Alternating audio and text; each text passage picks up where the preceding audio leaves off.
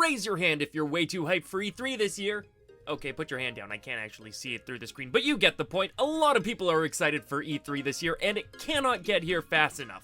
So to kill time, I've been watching all the previous Nintendo E3 presentations, some with some absolutely monumental announcements, and some, not great announcements.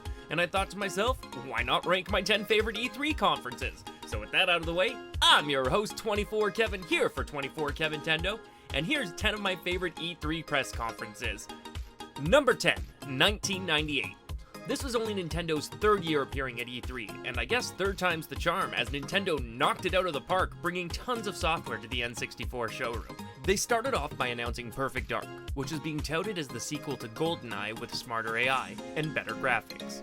They screened some clips of gameplay, including F-Zero X, Star Wars Rogue Squadron, Mario RPG, Mission Impossible, Turok 2, Conker's 12 Tales, and Earthbound, amongst others. One of Nintendo's most memorable reveals was clips of the final build of Ocarina of Time, with Nintendo reps expecting it to be the biggest game of all time, which is really cool to look back at and see that even then they knew that Ocarina was going to be something special. The other big news coming out of the conference was the Game Boy Color and this crazy fad that was coming over to America called Pokemon. Nintendo announced Pokemon Red and Blue and announced release dates for the games and an anime coming to the East as well. A truly blockbuster E3 whose impact on the gaming world wouldn't truly be appreciated for years to come. Number 9, 2013. After the debacle that was E3 2012, Nintendo decided to switch to the digital presentation format. They started by showing off some details of the new Pokemon series X and Y by showing the new Fairy-type Pokemon. From there, they announced Super Mario 3D World and showed off the 4 characters with their individual special abilities and the new Cat Mario power-up, one of my personal favorites, might I add. That's not enough Mario, you say? You're damn right it's not. Nintendo revealed Mario Kart 8, basically the biggest system seller on the Wii U. They then brushed over to Wii U Party, Art Academy, and their multiple third-party releases. From, when Nintendo actually had third-party support, and the indie games that included Ballpoint Universe, Cloudberry Kingdom, DuckTales Remastered, Shovel Knight, and a plethora of others. They proceeded to show some of the new games coming to the Wii U, including The Legend of Zelda, Wind Waker HD, The Wonderful 101, Donkey Kong Country Tropical Freeze, and much more detailed trailers for Bayonetta 2, and the game that would eventually become known as Xenoblade Chronicles X. The final game shown was Super Smash Bros. For 3DS and Wii U, and saw newcomer Villager and the man no one expected but always wanted, Mega Man, who basically had the coolest reveal video to date. This was the first step in solidifying Nintendo's decision to switch to the digital events. Number 8, 2014. Robot Chicken was brought in to help with the stop-motion animation presentation and really did a fantastic job. After the great intro with Reggie having a little fun at fans' expense, Nintendo came out of the gate swinging with the now iconic Reggie and Iwata fight and introduction to Amiibo and the Mii Fighters into Smash Bros. Nintendo then showed 2 very fun spin-offs, Yoshi's Woolly World and Captain Toad's Treasure Tracker. Mr. Enuma then made an appearance and showed off the new world of The Legend of Zelda and gave players a little teaser video showing off the new enemies that would become known as the Guardians. They weren't done yet as they showed off trailers for previously shown off titles including Hyrule Warriors Legends, Bayonetta 2, Pokemon Omega Ruby and Alpha Sapphire, and Xenoblade Chronicles X. Nintendo then revealed 2 new IPs in Mario Maker and Splatoon, which would go on to be 2 of the most critically acclaimed titles on the Wii U. Of course, in classic Nintendo fashion, they ended the conference by revealing Palutena as a playable fighter, after an awesome cutscene having Link and Pit doing battle, and teased a new Star Fox game, with Mr. Miyamoto playing Star Fox on a blurred screen in the background. This E3 was jam-packed from start to finish and showed off just how well this new format of presentation worked for them. Number 7, 2001. Nintendo came to E3 this year with the focus of their new console, the GameCube, and plenty of new software with it while emphasizing the Nintendo difference. One of the first things that Nintendo showed off was Super Smash Bros. Melee, and it got one of the most incredible reactions of all time. Nintendo then showed the Wavebird controller, one of the very first wireless controllers ever made for home consoles, something we all take for granted nowadays. They also showed off other classic GameCube games including Star Wars Rogue Leader Rogue Squadron 2, Wave Race Blue Storm, Pikmin, and Luigi's Mansion. They also had a trailer that showed off Star Fox Adventures, Donkey Kong Racing, and Metroid, amongst others that topped off the GameCube's first successful showing. Number 6, 2010. Nintendo loves to start off their press conferences strong, and did so again in 2010. Granted, this conference's reputation is a little marred due to the motion controls really acting up when Mr. Miyamoto took to the stage to demonstrate Skyward Sword, but with all the new mechanics and abilities shown off, it was sure to be a huge success. New titles were shown that were coming in the near future that included Just Dance, Golden Sun Dark Dawn, GoldenEye, remastered and remade for the Wii, Epic Mickey, and Kirby's Epic Yarn, all of which received mostly positive reviews. That alone would be enough to be one of the best conferences there, but Nintendo had a lot more up their sleeve. They went on to announce Donkey Kong Country Returns, the first Donkey Kong Country game in over 10 years, Metroid Other M for the Wii, and to top it all off, Nintendo 3DS, the first console with fully integrated 3D graphics that didn't require 3D glasses.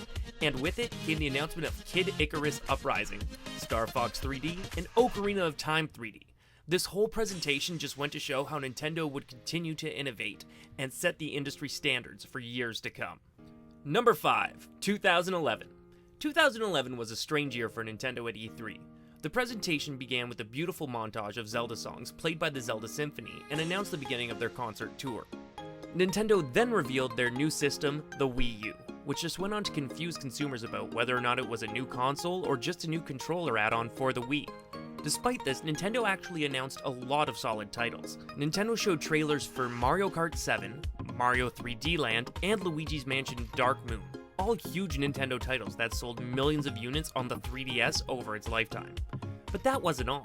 Nintendo also showed off their third-party support in a sizzle reel, including Resident Evil, The Mercenaries 3D, Mario and Sonic at the Olympic Games 2012, Resident Evil Revelations, Cave Story, Driver Renegade, and Tom Clancy's Ghost Recon Online, just to name a few. It really is a shame that Nintendo couldn't get the Wii U's concept across, because other than that was a really great conference. Number 4, 2006. Maestro Miyamoto started this one out by conducting a Wii music band, and this one actually went really well compared to the other times the game was attempted to be played live. They touted the Wii's motion controls for most of the conference and showed off games utilizing these features, including Metroid Prime 3 Corruption, Fire Emblem, Dragon Ball Z, Final Fantasy Crystal Chronicles, and a Wii port of Twilight Princess. The DS also made a brief appearance, showing off some new games including a new Super Mario Bros. Although they saved the Super Smash Bros. Brawl announcement for the expo itself, the sheer intrigue around the first motion control-based system was absolutely incredible. Number 3, 2002. This was the year that produced some of the finest games that were released on the GameCube. Nintendo started by showing off games meant to captivate the mature audience and showed off Metroid Prime, Resident Evil 0, and Eternal Darkness. They then spent time going over their upcoming library for the Game Boy Advance, such as the SNES remakes including A Link to the Past, and new games like Metroid Fusion. We were finally shown the ability to connect your GameCube to the Game Boy Advance as well, and it was utilized in games such as Animal Crossing and Zelda 4 Swords. Nintendo wasn't done showing off things for the GameCube yet, though, as they went on to present Super Mario Sunshine, Star Fox Adventures, and the heavily criticized at the time Wind Waker, and many, many more in their last video. After many doubts surrounding the GameCube, Nintendo truly did their best here to try to dispel any distress thanks to this E3. Number 2, 2005. Remember how we talked about how at E3 2006, Nintendo showed off the motion controls for the Wii?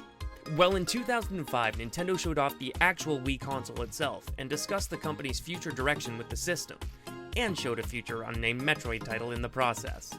They then rolled out the final wave of games coming to the GameCube that year that included Mario Party 7, Super Mario Strikers, Dance Dance Revolution Mario Mix, Super Mario Baseball, and even showed Twilight Princess, giving the first look of Link becoming a wolf. Nintendo's portable consoles were really picking up steam at the time, so Nintendo revealed Game Boy Micro and games coming to the DS including Castlevania, Dawn of Sorrows, Animal Crossing, and Mario Kart DS. The biggest announcement to come out of the DS side was the ability for most of these games to implement the new wireless capabilities, thanks to Nintendo's new Wi-Fi connection. Nintendo then provided the biggest fan service and announced the Virtual Console, an online shop of all games past and present available for purchase on the Wii. Although this was what many considered a transitional year, Nintendo still maintained a very strong showing. And the number one E3 presentation of all time from Nintendo is in 2004. Was there anything else that could have topped this? E3 2004 is as close to a perfect E3 conference that I've ever seen, in my humble opinion. First off, this was the first conference Reggie took over as the main presenter. My name is Reggie. I'm about kicking ass, I'm about taking names, and we're about making games. And it started with a bang, showing off Metroid Prime 2 Echoes, Star Fox, and Resident Evil 4. George Harrison came out next and talked about the stats and sales figures before getting into the games that would be coming for the Game Boy Advance, featuring the Minish Cap, Pokemon Fire Red and Leaf Green, F-Zero GP Legend, and other classic Nintendo titles that would round out the GBA's lifespan. A GameCube sizzle reel was shown with Paper Mario 2, Pikmin 2, Zelda the Four Swords, DK's King of Swing, and countless others being shown. Reggie then came back on stage to wow the audience once again with the brand new Nintendo handheld console, the Nintendo DS, and a demo featuring Super Mario 64 DS and Metroid Prime Hunters, and received a huge reaction when they announced its backwards capability and its Wi-Fi access. If that wasn't enough, Mr. Iwata came out and announced that Nintendo would be working on the new Revolution console, which would later become known as the Wii just 1 year later. Just before the presentation ended, Reggie invited everyone to watch one more trailer. In my opinion, is the most iconic moment in Nintendo E3 history. Seriously, me talking about it won't do it justice. Just watch it.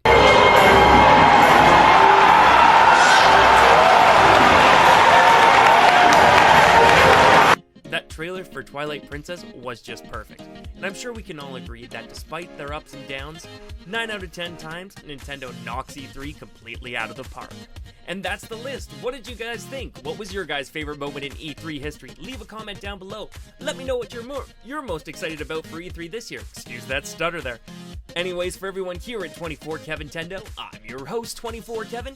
I gotta go though. I gotta go get ready for E3 this year. There's so much to do. See you guys next time. Thanks for watching. Bye!